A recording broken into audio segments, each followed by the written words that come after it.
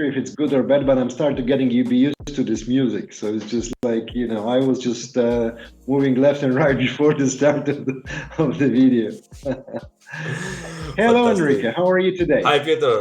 Good, very good. Excited for our new guest coming in. So very, very happy for that. First of all, let's show people subscription QR. Please go to the YouTube channel, subscribe there, and give us some support. All right. I'm start praying. Just go there. So guys, just don't forget to subscribe to the YouTube channel. We get reach over 100 people, so this is great, but we would like to hit by June 1000. Is just to make sure that we can just start monetize the part of the channel. So that will be also important. So we will not ask for any particular things. Click subscribe, like it. I really talk like an influencer. Well, let's welcome our guest today, Peter. What do you think? Wow, let's go. Let's rock and roll today, guys. Let's rock and roll. Okay, Amador Caballero, welcome to the BIM Cafe. Hello, Enrique. Hello, Pedro. Thank you very much. How are you doing? Hello, welcome. It's great to have you with us. We chat just before, and you're ready for us to disclose how you can change the BIM landscape across the world, and how you will be the person who will change the world. Not sure about that. I'll give you my experience. I'll share my experience, my knowledge, and then it's up to you guys. No. It's just to change the world. You will change the world with us, so no worries. We are just in the good path to change the world and to make it a better place for all of us. Okay, well, Enrique, your floor. Go ahead. My floor. Go on. So as always, let's just put ourselves a bit more serious. And this is the slide we prepared with Amador Caballero. Spanish, but living in the UK. So both he has a good experience working in the UK, and the good thing also for being Spanish as myself. And this is more or less the presentation that we prepare. I will give you now, Amador, the floor to introduce yourself and give us a bit of your background, experience, and so on before we jump into the topics. And we divide here the three main blocks for the interview. We will try to follow up. First of all, how to evaluate a digital solution to implement in your business, which is Amador is currently doing as an architect on his current role, and then talking again about the importance of the data analytics and how to approach BIM. Okay, from what is the biggest scope to have a general BIM approach and those challenges you can face for an implementation. So more or less those three blocks, we will try to stick to them, but this conversation is a bit wild, so we just start to ask questions and we see where we go. Maybe we end up talking about football, politics, or good compounds, right? Football, but by the way, there is a Poland-Czech Republic, I think, Czech match tonight. So okay. Okay. Sorry, guys.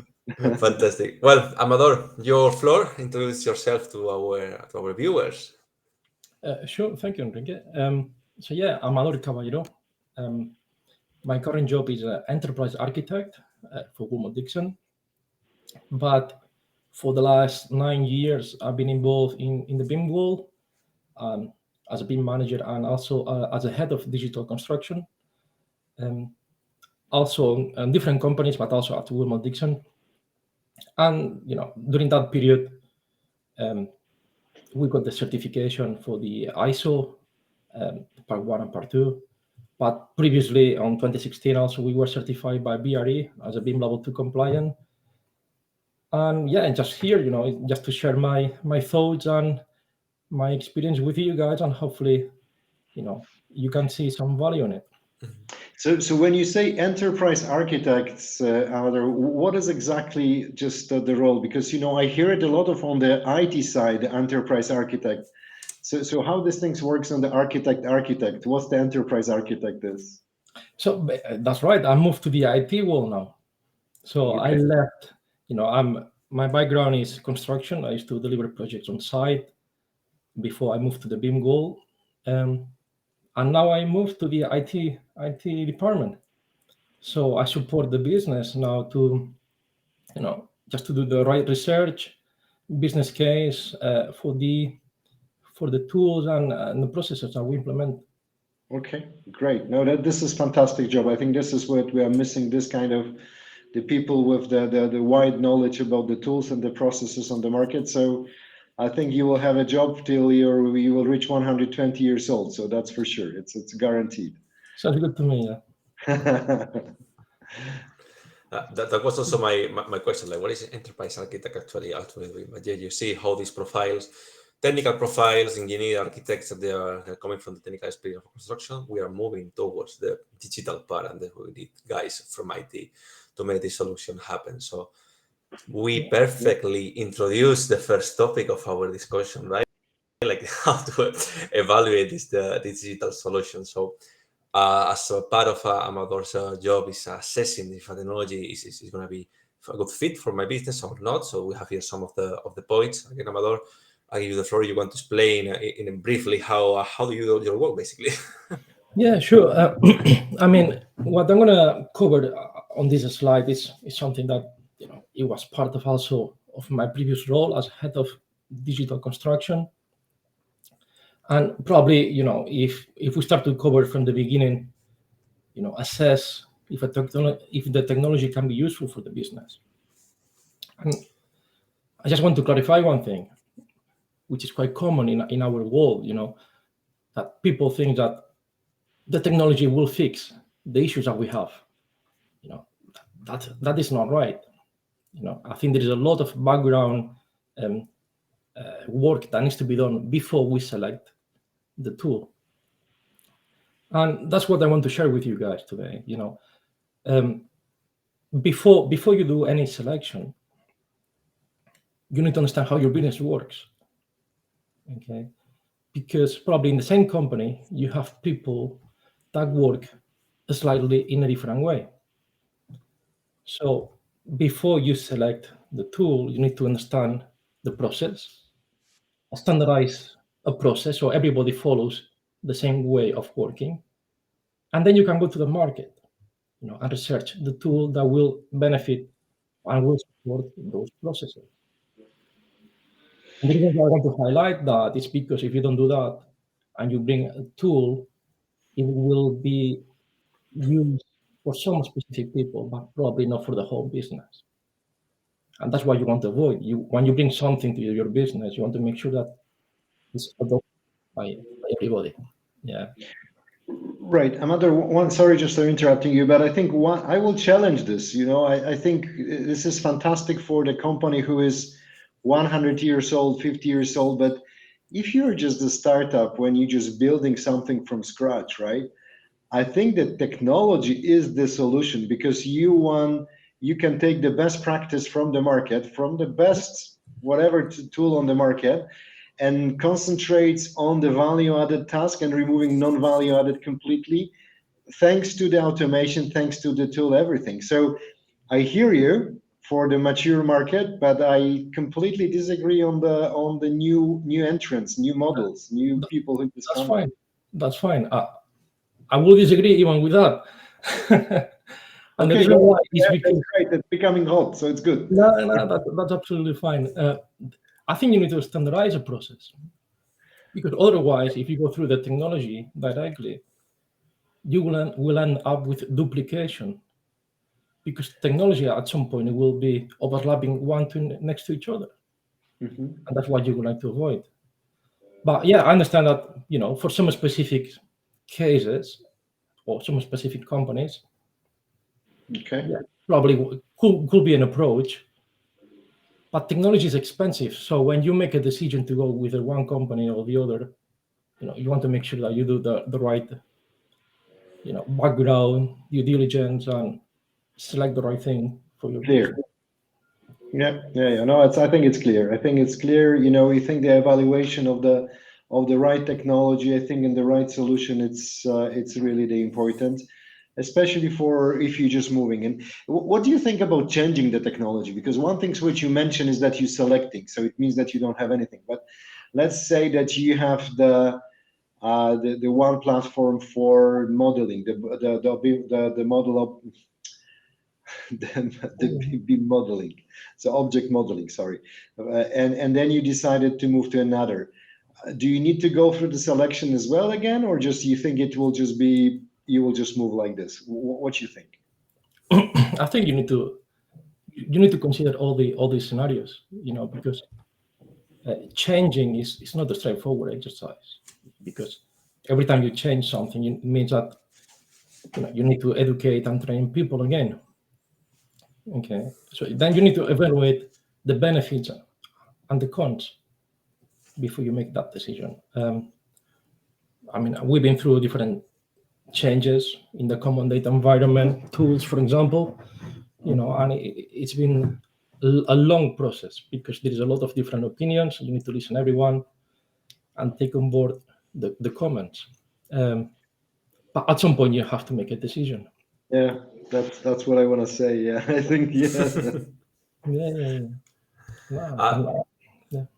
Sorry, Amador. And one of the points that I will highlight from here from the slide, the bullet point number 3 about user friendliness, because for me it's very important that if a technology doesn't get to the people, to the staff at the end, like easy, it's okay, oh good, I understand this, it makes my job easy. It can be super powerful, but at the end it's not gonna make an impact, right? So it's very important that it's easy to use, it's user friendly, and have a good support there. So any good examples you can tell us about technologies I've been implementing from a communication system or whatever that can have a good user friendliness approach? Yeah. I totally agree with that point. I think the fact that the technology is easy to use, it's critical. Okay, otherwise, it doesn't matter how good the technology is, that unless it's user friendly, will not be adopted. Okay, but something just going to the next point also. I will give you an example now. It's not only about how easy it is to use and which are the benefits that you can get. It's about also the support that you get from senior leaders. Okay, so anything that you try to bring to the business needs to be fully supported by directors and senior managers. Okay, otherwise it's likely that also will not be adopted. Okay, people don't like changes. Okay, that's something that we have to face every day, and people copy behaviors. So if you see senior leaders, encouraging the use of the technology, people will follow. Otherwise, you will struggle. And I'll give you an example. Nowadays, the BIM technology has changed massively. Okay, and something we brought into our business a few years ago. It's a tool that allows you to see the 3D models from your tablets and mobile phones. Okay, fantastic piece of kit that some people adopted very quickly. Okay, because it's very easy to use and doesn't really require much training. Okay, even the supply chain, they wanted access because they saw the benefits. But there is also people that they're still resisting. They don't want to use it, despite all the benefits that can bring to the role. So yeah, that is a clear example that a fantastic piece of technology. Some people adopt it very easily because it's very easy to use, but there is still resistance. Okay, if you have the backup of the senior leaders and directors, and they make sure that when they go to site, everybody use the technology that we brought into the business, the adoption will be much easier. Okay. So they need to scare all the staff, like saying like you need to use this. So when the boss is coming, they need to pull up the phones and use the application, right? Yeah. It's the only way to push. It's something like when you show me how you're using it. Show me show me the building. Show me the model. Show me how it looks like. Which are the issues that you are facing in the construction. So Amador, tell me what's the supply chain saw this as a benefits there? Just that's interesting because usually they, as you mentioned, that's not really the, visualization is not something which the supply chain will be interested. So what was the key points from their side? Why do you want to see? Some supply chain members, yes, it's not only about the supply chain. I'm talking also about internal teams, building managers or construction managers, but as I say, some supply chain, they saw some people with a tablet and the model. I say, hey, can I have access? I say, of course, please. Okay, so now they want to have a tablet. Okay, got it. They want to have a free tablet. Well, they can have it on the mobile phone, so yeah, they can use it themselves. Yeah. Fantastic. Well, so any other point here to cover? I also I think interesting we discuss a lot about the support from the CIO's level and director level to implement BIM in general, but to any solution, I think is crucial to have it. I also want to highlight on the last part the role for innovation, because technology is constantly evolving. It's not like one implementation and just we forget about it. We need to be constantly having there. So how do you assess this? If there is a roadmap from innovation, how do you measure that? I mean, the roadmap for innovation is something that needs to be strategic level.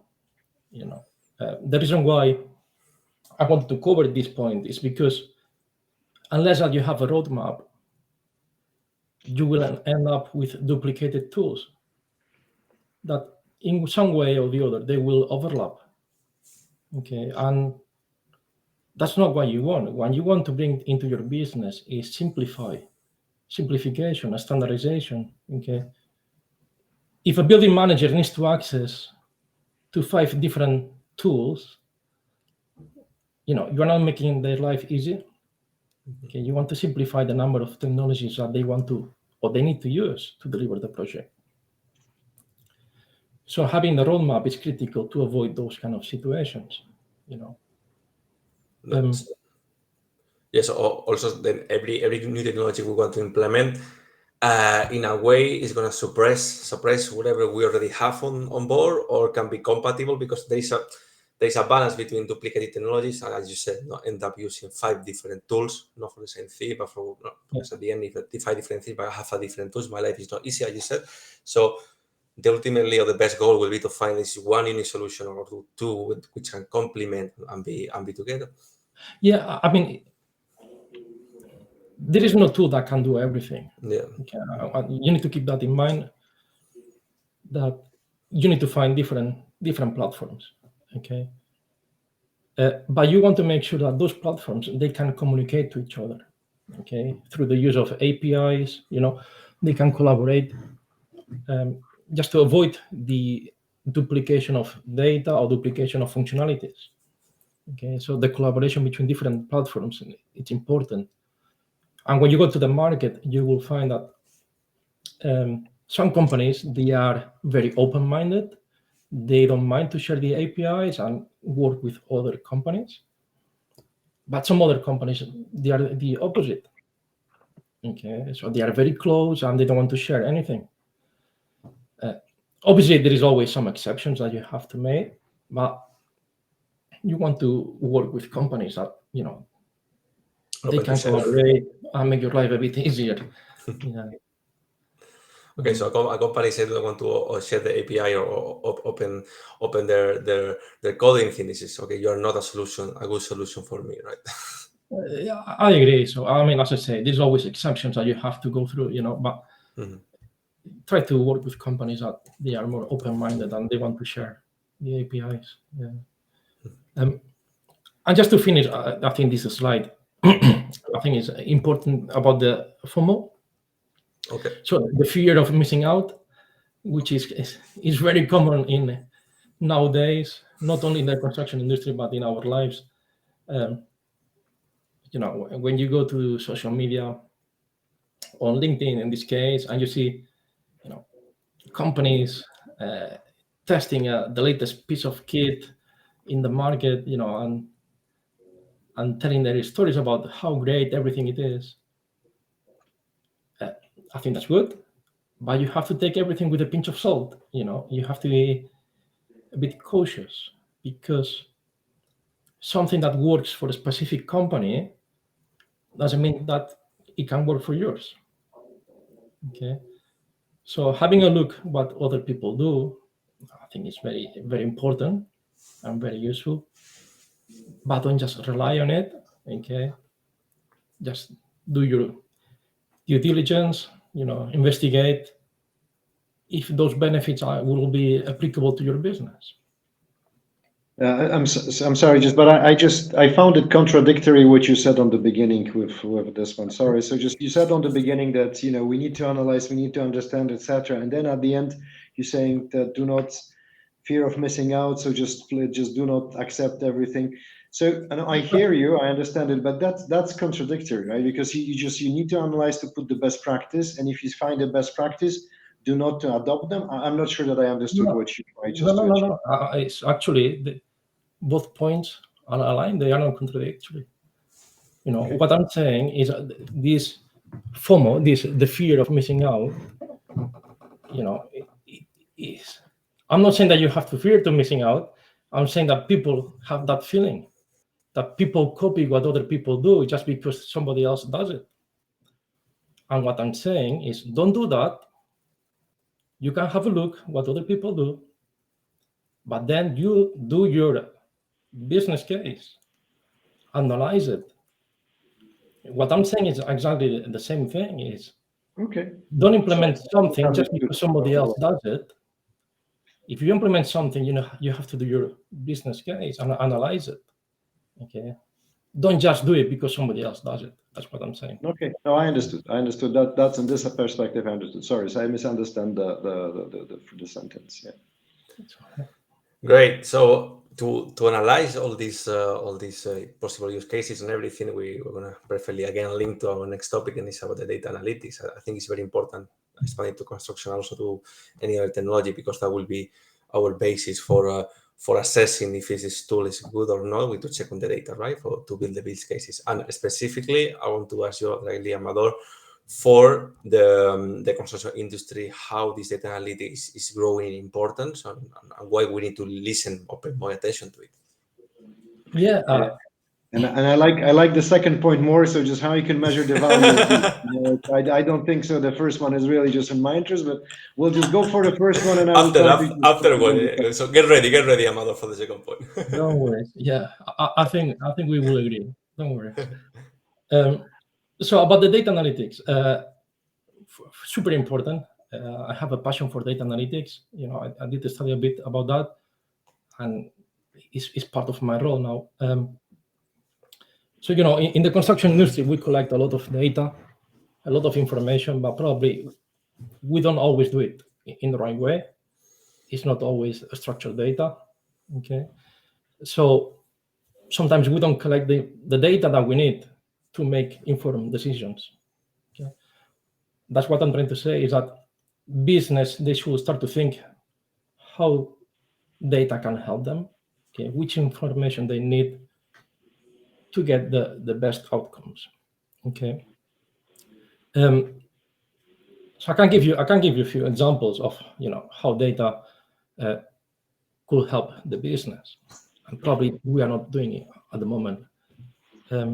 So an example is when we finish the tender stage. Okay, from a main contractor point of view, we finish a tender stage, and sometimes you win, sometimes you lose. Okay, but you should always get a feedback, or you should try to get a feedback from the customer, from the appointing party, to understand, what their thoughts are, what you did well and what you didn't do so well. Okay. So many times this kind of feedback, it's a letter. Okay, it's an email. That is not structured data. That will not help you to make informed decisions in the future. Okay. If you are able to collect those different informations and make sure that you structure it in the right way, the next time that you tender a project, you can consider those feedbacks. Okay, so you can reinforce what you did well and fix what you didn't do so well. Okay, there is many situations like understand which kind of projects you do very well. Okay, because if you are fantastic delivering commercial offices, and you are not so good delivering hospitals, just focus to deliver commercial offices. It's something so simple, but there is so many projects and so much information that sometimes these considerations are not taken on board. And related to data analytics are the lessons learned. Okay, that's something I put a lot of effort during the last year, was to capture lessons learned on projects, on BIM projects. Okay, which mistakes we made during the delivery of the BIM project. Okay, and what we did very well. Okay. If you don't sorry, Amador, just one interruption, but I don't think so that the feedback loop is structured data. I don't think so that you will be able to get the information from the structure, the data which is structured. I agree. It's not structured. I will even say that the structured data is dead, right? It's not anymore important. Forget about the relations, forget about the data, forget about the format. It's just not important anymore in the business world. Again, it's a little bit, extreme, right? I don't really agree with you, Piotr, because that's not the problem. It's you don't need to agree, but one of the things which allows us right now to do the new algorithm, the new test, is to structure unstructured data for analysis, right? And even statistically, you don't need to have the structured data. So we are used to do this. But is the really important thing. It's just because we are learn how to do this at school, at the primary, the secondary, high school, the university. If you're engineer, you know how to add the complex data. If you're just a student, you know how to do the 2+2. So, but that's not how the world can work, right? Thanks to the quick calculation which uses structured data, you can use the unstructured. Anyway, this is different debate. Sorry, that's a data analytics debate for the different topic. The thing that you should capture the feedbacks. If you don't capture the feedbacks, how are you going to make an improvement? If you don't capture the errors that you make, the feedback will not be structured. The feedback will never be structured. That's the beauty of the feedback. The feedback cannot be structured, but you can make it kind of a structure, because the feedback can be, no, you are too expensive. So you can identify if for a specific customer, for a specific project, you are far too expensive, or your programs are far too long, or if you are not taking responsibilities in the design and build project. You can identify those specific points on the feedback that can help you to make better decisions in the future. That's what I'm trying to say, No, I hear you just 100%, but there is a one part which is the very problematic, what you mentioned. You're receiving unstructured data as a feedback. When you structure it, you're losing, depends on the quality of the transformation function, you're losing from 20 to 80% of the data which is important in the feedback. And I will give you the anecdote just to make sure that we are on the same page. I remember we were just working on some of the projects long time ago when we were just working with field engineers, 20,000 people across Europe. And we had the dramatic, fantastic idea just to give them another tool just to work on. And funny enough, we were just thinking, sitting in the headquarters, we were just giving the tool to the field engineers, the first group as a pilot, and received the feedback. And we received the feedback completely negative. It was just like saying, doesn't work. It just doesn't work. And that was unstructured, as you mentioned. So we said, okay, shit, the tool is good, we are bad, etc. It was enough. I went to do one of the field engineers, and that was in the medical space. So I went to do with the guy and, hey, can I go with you for your whole day? I will just watch what are you doing, and I will spend the time. I invest my time, right? And it was completely unstructured. And he just took me with me. And you know what? That was not a problem with the tool, but we haven't thought that this guy is going to the hospital with already, with the PC, with the suitcase with the full of stuff, with the third thing which was just on the trolley, and we give him another fourth tool which he can never even put anywhere. So he said immediately, I hate it because I don't have a place to put it. So the feedback, if you look at from the structure perspective, when the boards just said, okay, it doesn't work. But at the end, when you get saying, no, it works, but we haven't thought of how to put this guy, how to make sure that he can use it, right? So that was my lessons learned from the structure and non-structure feedback. But there's application for everything, because if you are more expensive than the other one, that's a fact. I'm more expensive on that project than the other ones.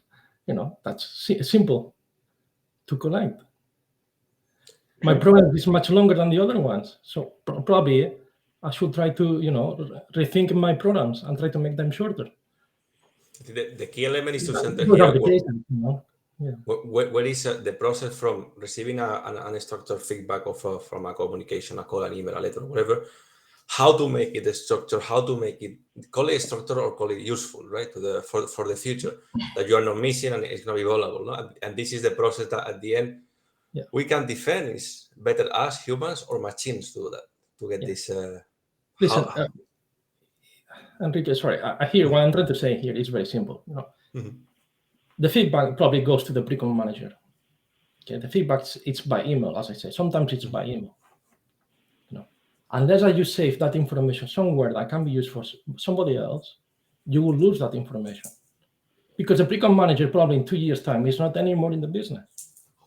And you're losing a lot of very quality information that you should take on board. Okay, so do it as you like it, but keep that information because it can be useful for the next person on the next project. Okay, that's the whole point. Okay, now it's clear. Fantastic. Let's go for the point number 2 of the data analytics and everything. If we can measure with that the value of BIM projects, we're not talking anymore about tenders or feedback or you are too expensive or no. Well, actually, yes, it can be no, but in the terms of delivering a BIM project, because a typical excuse when you want to work on BIM or something, you say no, it's too expensive or it takes too long. No, so many excuses we will cover on later with the BIM implementation part of the interview. But can the data analytics help us to understand the value of BIM if it's really helping for the efficiency, for reducing cost, timing, etc.? I mean, my experience on quantifying the benefits of BIM, I find it's very hard. In my opinion, I find it really difficult. And I think I mentioned to you. Yeah, I remember we were talking. Yes. We collaborate with PwC in 2018 when they did the report to quantify the benefits of a BIM on the project. And I think they did quite a good job, if I'm honest. You can see the results and you can see the benefits that brought to each different stage of the project, highlighting that the biggest benefit was after the handover stage, And they just contact the facility management team and they thought, they did a number of questions and they came with an important number in there. But if you look at the report, you will see that the benefits of the class detection or design coordination and the use of the 3D model was not really quantified. And the reason why it was not quantified is because we found really, really hard to put a number on each design mistake that we identified using the model. And the reason why we found it so difficult is because we found many errors using the models, but we couldn't tell if those mistakes could have been identified later on using traditional methods. Okay, so the tools help us to identify those mistakes very early in the design stage, but probably you could have those mistakes identified few weeks later on the traditional way. Okay, so it was very hard. Probably the other way you can do is analyze how you did without BIM projects, which is the trend on your delivering of the projects. If you always deliver on time, on budget, with no defects, fantastic customer satisfaction, and then compare against your BIM projects. And hopefully you should see a positive trend on those BIM projects. Okay. It's complicated because every project at the end is actually different, right? So you cannot really duplicate the same project with and without BIM. It's like I'm gonna go to supermarket and I see 2 lanes. I'm gonna go to the left or to the right. You will never know if you went to the other one how the things will go, right? So it's always working on for me, on assumption. I find it very hard, and it's something that we discussed years ago when we were doing this report. It's probably the best way to identify the benefits is doing the project twice. One with BIM, another one without BIM, having the same people. But you cannot be honest with that because at the end the same person will know the outcome, right? From the other project, it's very. We need to believe the supposition, yeah. So the answer is how can you measure the value of BIM? It's very complicated. No, you can tell, okay, if I save 2 weeks to detect the mistake in an analytic way, for example, it saved me 2 weeks of time. You can multiply the hourly rate of the person and give the value. I don't know, no? But it's hard to give it a number. Yes, I find it hard. I mean, we can see that I'll give you the link to the report, and you can put as part of the video. But I mean, you can see the benefit. There is benefits, but it's really hard. I find it's really hard to quantify those benefits. Oh, sorry, Peter. We don't listen to you. We don't hear you. Okay. There's some problem with Peter's microphone. He will come back soon. On the meantime, we're coming on for the next part of the interview. I'm going to focus a bit more on BIM approach. This is an overview that Amador drafted on the BIM journey. You want to explain? Sorry, Peter. Just one question, guys. Sorry, going back to the previous one. Sorry, just I think that my mic was just not having the good time, just maybe because of the rain, maybe because of the rain in Zurich. The one thing which I would like to ask you guys, talking about the not able to value to value the benefits. Okay, but if you go to the granularity level of the similar task, why you're not able just to measure this? Why you're not able just to compare it the task with the task at not on the program level, but going to with the standard PMP models, just going for the project management to the granular tasks, why you cannot compare it? I mean, when we did the report, we compared. So you will see that there is some benefits identified by the designers, by the construction team, and by the facility management team. So there is some benefits which are being clearly captured and quantified. But we just find it really hard to quantify all the different design errors identified through the design coordination and class detection process. Okay. It's just because it's a bit unfair, because you don't know if that design error that you identify on day one using a model could have been identified on week 2 on a traditional method. Yeah, no, but I don't know why we cannot use the standard techniques from the software development from the 90s, really, just when you can measure the quality of the code, and this is the very similar. This is because of course it's not the code, but this is the design, but that's also the errors, and we are able to measure. Even we are able to measure the software developers and the quality of the code, what they produce by the type of the errors, etc., etc., etc. And I can guarantee you each line of code is different by each person across the world. That's 100% sure. So even if you do 2 + 2, it will be written in the completely different way by 20 people, right? Even 25 times different than 20 people. So why we cannot use some of the techniques of analyzing this kind of errors on the BIM? If you want to quantify hundreds of clashes, and which could be the hypothetic cost on site, it's going to take you a while.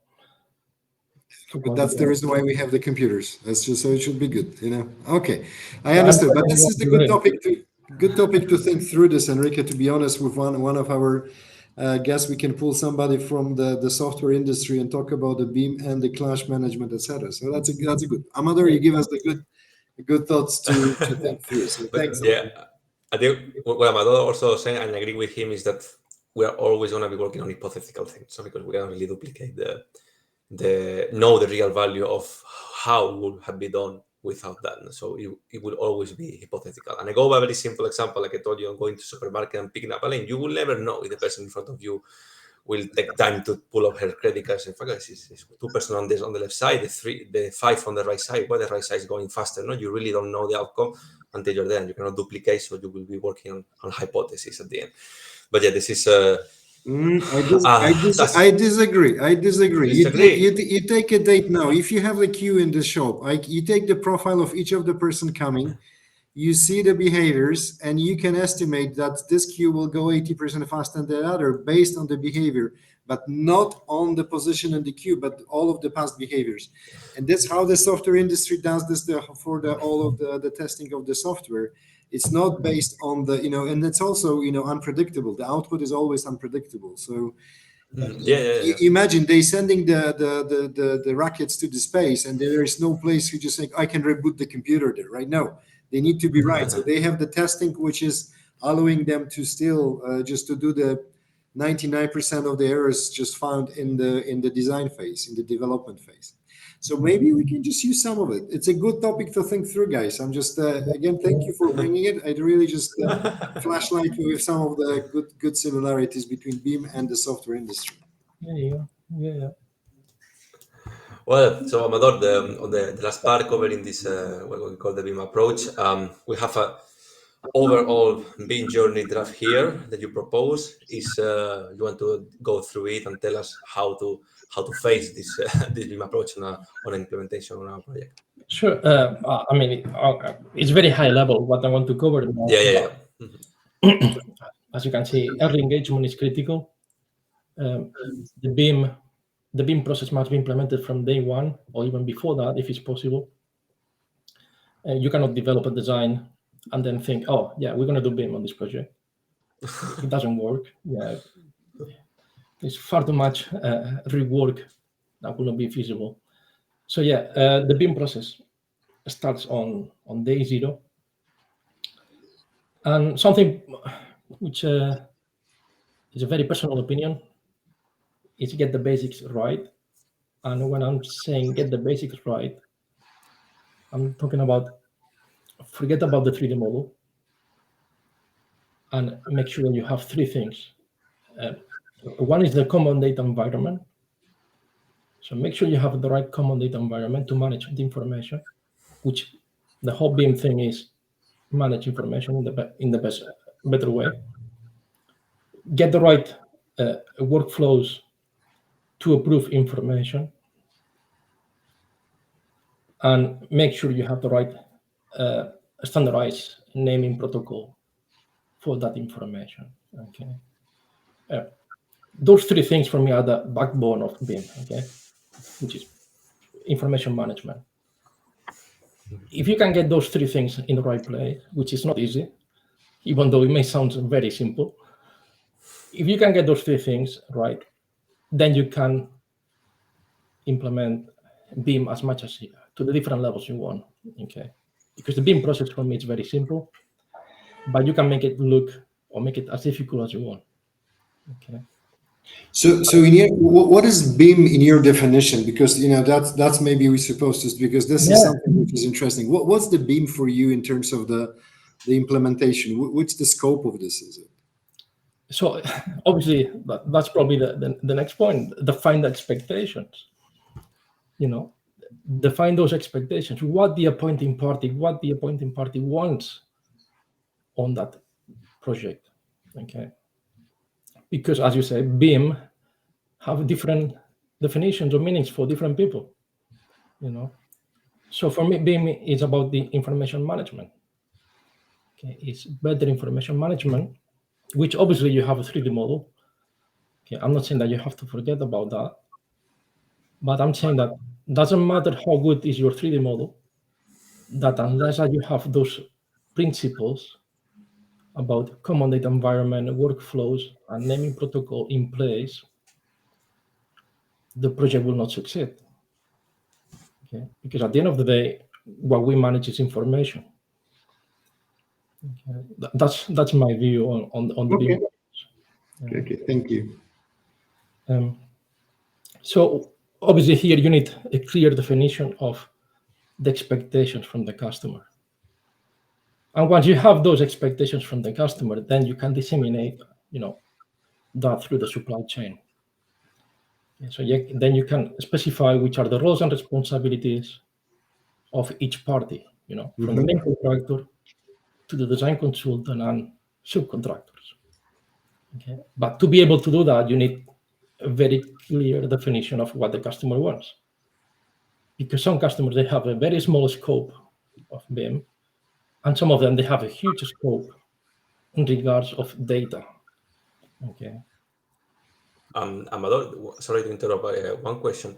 So, for me, this is also important. That do the customer really understand BIM, or they are like very living on the, like Pedro says many times, in La La Land world, because they hear about BIM, can do many things. Yeah, so do me this project with BIM, everything will be fantastic. Do they are realistic with BIM? Do they know really how it works? Because are they demanding impossible things, or or the requirements which are not really realistic? That's a very good point.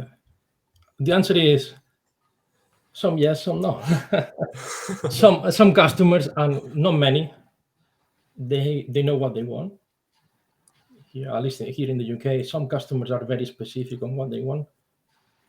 But the reality is that most of them, they don't. They don't know yet. And it's a shame because it's been a BIM mandate since 2016. Many customers still don't know what they want, and they don't know what the whole BIM thing should support them, What are they going to get? Or Yeah. So I've seen that in the past, on my previous role, you get tender information from the customer, from the appointing party. I say, yeah, we want BIM, or we want BIM level 2, the old concept. And that's it. They didn't give you any documentation to support the implementation of the BIM process. So in that kind of situations, to avoid any contractual issues, you have to go back to the customer and say, listen, you mentioned that you want to implement BIM on the project. What do you really mean? What do you want? Okay. It's very important to analyze the information that you get at tender stage and see if that tender information contains everything that you need to deliver the project.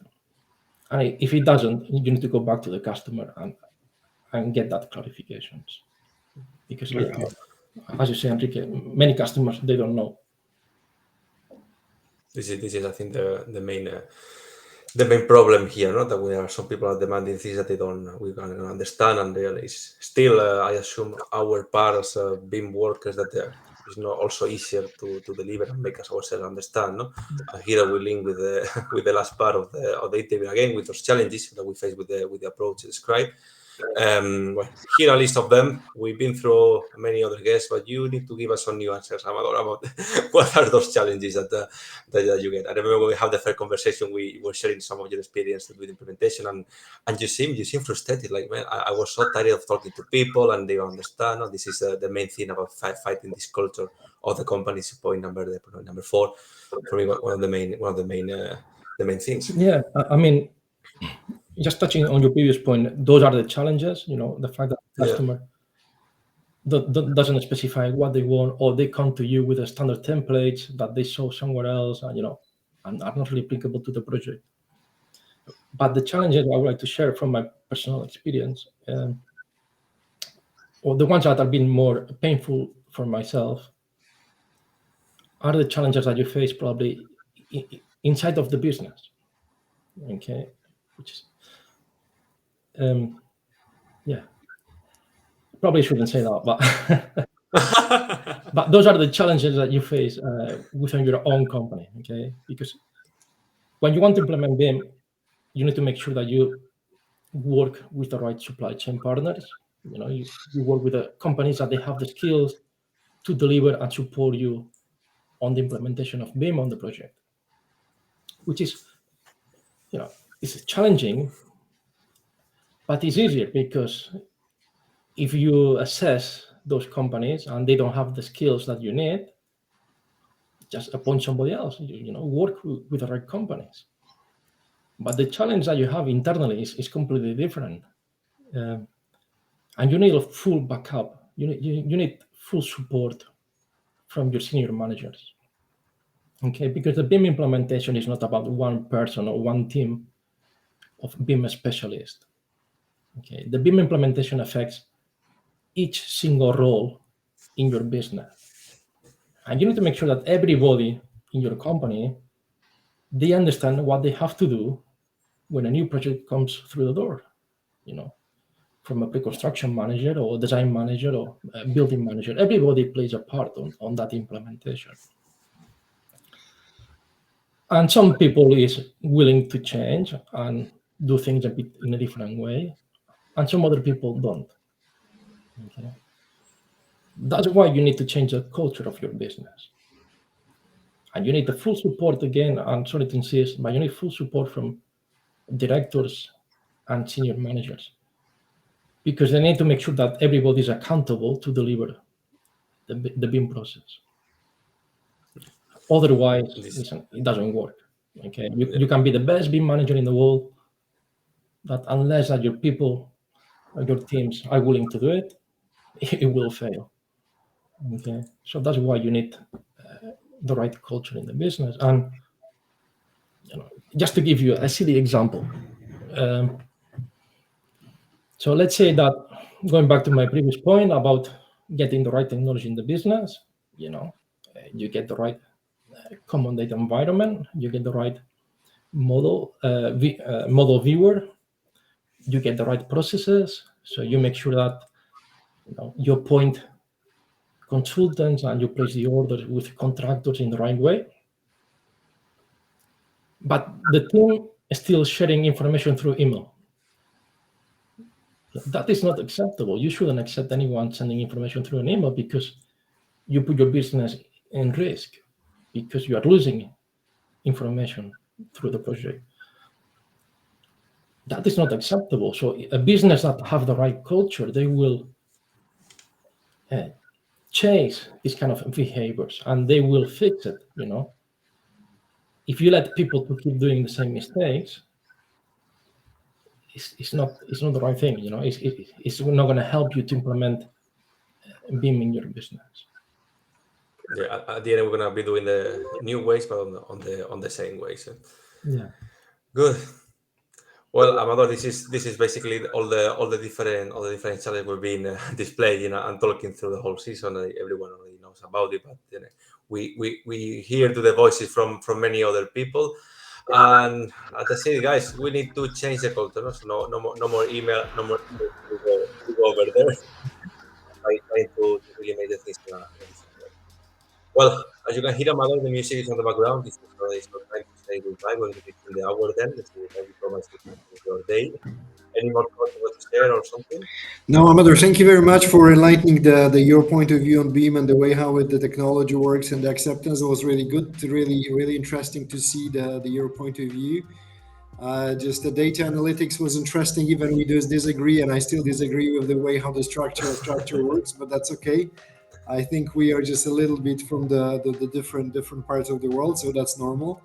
But I think it was really great to see the structure which you brought to the picture and the way how you really presented. So it was really good. Nice. Thank you very much for being with us. Thank you, guys. I really enjoyed. It's always good to disagree, in a healthy way. So yeah. That's what we make. It's been very so good. it's just Fantastic. So Enrique showed just in the second, it showed the subscribe button on the YouTube, guys. So thank you very much for being. Our goal is to reach 1,000 by June. I'm not sure if it will be. No, we will make even 10,000. Okay, so but that's really the objective. Thank you very much for being with us, guys, and see you next time. See you next time. Thank you so much, Amador. Thank you, guys. Thank you, guys. Bye. Have a day. Good day.